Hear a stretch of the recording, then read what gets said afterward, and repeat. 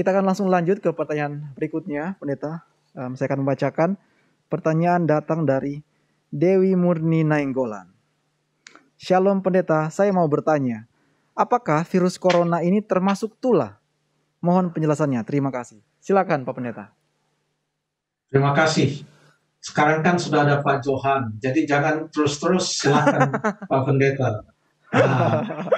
Sudah bisa sekarang, silahkan Jeffrey, silahkan Stephen, silahkan Pak Johan. Saya sudah duga ini bukan, ya. Jadi saya mau minta pendapat juga dari Pak Johan, kira-kira bagaimana, apakah ini termasuk tulah atau tidak? Baik, selamat malam. Inilah yang paling menegangkan di episode tajam ya. Dalam setiap momen kalau ada pertanyaan dari dosen, saya teringat waktu kami kuliah, kalau sudah ditanya begini kami jadi mulai was-was nih, jawaban kami bisa benar, bisa salah. Apalagi di tajam seluruh pemirsa, bahkan di seluruh Indonesia dan dimanapun mereka berada ikut mendengarkan. Tapi yang bisa saya jawab begini, Pendeta. Ya. Pertanyaannya apakah virus corona itu termasuk tulah?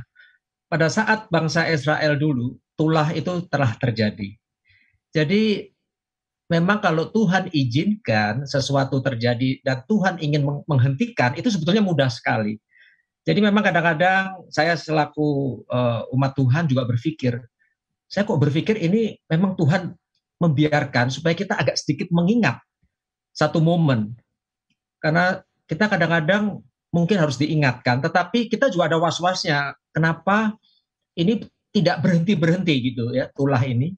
Tapi waktu zaman Israel dulu kan ada seri tulahnya ya Pendeta ya.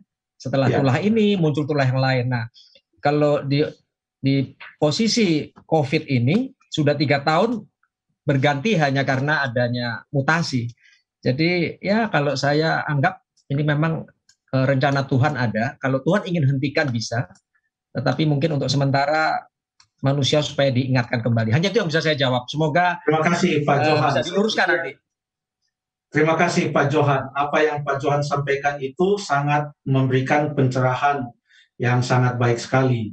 Dan semua pembaca Alkitab atau kebanyakan pembaca Alkitab begitu berbicara tentang pandemi atau suatu penyakit yang terjadi atau mewabah di seluruh dunia. Tulah itu kan seperti wabah, ya.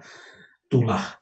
Jadi suatu penyakit yang mewabah di seluruh dunia dan terjadinya sangat dahsyat, memberikan impak atau pengaruh yang sangat dahsyat, memberikan akibat-akibat yang juga sangat dahsyat, selalu dikaitkan dengan satu ayat di dalam Alkitab yang terdapat dalam Lukas 21 ayat yang ke-11.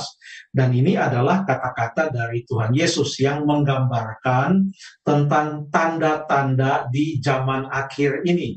Yang pada waktu ini terjadi artinya siap, sebentar lagi Tuhan Yesus datang.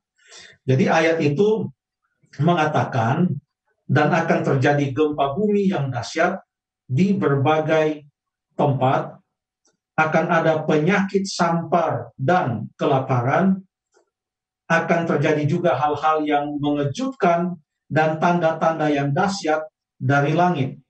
Kalau baca di dalam Matius pasal yang ke-24, dikatakan di sana, bangsa akan bangkit melawan bangsa. Terjadi peperangan di mana-mana. Sekarang mungkin orang sudah membaca berita. Baru saja pecah sebuah serangan dari satu bangsa kepada bangsa yang lain.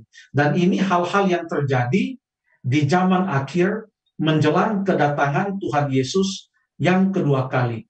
Dan penyakit yang mewabah itu ternyata merupakan salah satu tanda bahwa kedatangan Tuhan Yesus itu sudah dekat.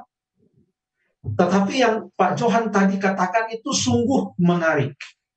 Bahwa ini kita tidak melihat dia punya seri setelah penyakit ini, penyakit ini, penyakit ini, dan lain sebagainya. Yang kita lihat sangat jelas adalah apa yang kita baca. Ya karena itu sudah terjadi dan ditulis oleh ilham Roh Kudus, ditulis, Musa menuliskannya, tentang 10 malapetaka yang terjadi di Mesir. Itu sejarah. Tetapi ada juga di dalam nubuatan tentang malapetaka yang akan terjadi, dan itu ada serinya juga, 1 sampai 7. Jadi kalau tadi 10 malapetaka di Mesir, seperti yang diceritakan dalam kitab Keluaran, itu sejarah, ada juga malapetaka atau tulah yang akan terjadi, yang adalah nubuatan, nanti akan terjadi. Coba kita lihat dalam kitab Wahyu pasal yang ke-16. Wahyu pasal yang ke-16, judulnya saja di sana adalah ketujuh malapetaka. Namun, sebagaimana pernah kita bahas dalam beberapa episode tajam sebelumnya, pasal 15 ayat 5 sampai ayat yang ke-8 memberikan keterangan bahwa pada waktu ketujuh malapetaka itu terjadi, maka pintu kasihan itu telah tertutup, tidak ada lagi pertobatan, yang benar tetap benar, yang jahat tetap jahat. Malapetaka diturunkan, tujuannya secara khusus adalah dalam ayat yang kedua, bagi mereka yang memakai tanda binatang itu dan menyembah patungnya. Artinya bagi mereka yang tidak memilih untuk memihak kepada Tuhan Allah yang hidup, sebagaimana yang dikabarkan dalam pekabaran zaman akhir ini.